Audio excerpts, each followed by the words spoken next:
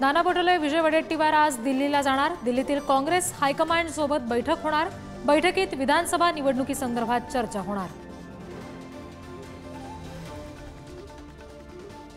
विधानसभेला महाराष्ट्रात सत्ता परिवर्तन झाल्यावर केंद्रातील मोदी सरकार कोसळणार।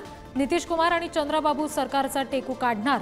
काँग्रेस नेते पृथ्वीराज चव्हाण यांचा मोठा दावा। भाजपा अध्यक्ष जे.पी. नड्डा महाराष्ट्र दौऱ्यावर लालबागच्या राजाचं दर्शन घेणार। शिंदे, फडणवीस आणि शेलार यांच्या बाप्पाचे सुद्धा आशीर्वाद घेणार। भाजपा पदाधिकाऱ्यांच्या बैठकीची सुद्धा शक्यता। शिंदेच्या शिवसेनेचा आज धाराशिवमध्ये महिला मेळावा। लाडकी बहीण योजनेचा शिंदेंकडून जोरदार प्रचार। योजनेच्या श्रेयवादावरून सुद्धा महायुतीत धुसफूस। मराठा आरक्षणासाठी राजश्री उमरेंचं गेल्या 13 दिवसापासून उपोषण, तर धनगर आरक्षणासाठी पंढरपुरात गेल्या 6 दिवसापासून दीपक बोराडेंचं उपोषण। सरकारचं शिष्टमंडळ आज बोराडेंची भेट घेणार। कांद्यावरील निर्यात मूल्य रद्द करण्याचा केंद्र सरकारचा निर्णय। 20% निर्यात मूल्य रद्द। निवडणुकीच्या तोंडावर केंद्राचा मोठा निर्णय।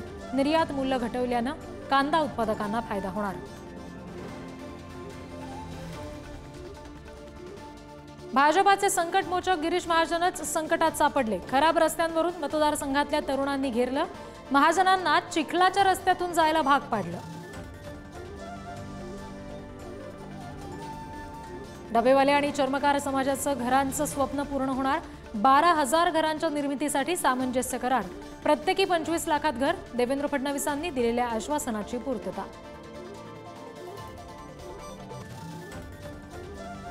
कोल्हापूरच्या कासारवाडीत सावत्र आईकडून 5 वर्षाच्या चिमुरडीचा अमानुष छळ। मुलीनं अंथरुणात लघुशंका केल्यानं सावत्र आईनं दिले गरम उलातण्याचे चटके। सावत्र आईविरोधात पोलिसात गुन्हा दाखल। संभाजीनगरमधील लिंबे जळगाव परिसरामध्ये भीषण अपघात। अपघातात आजी, आई, 1.5 महिन्याचं बाळ आणि 7 वर्षीय चिमुकलीचा मृत्यू।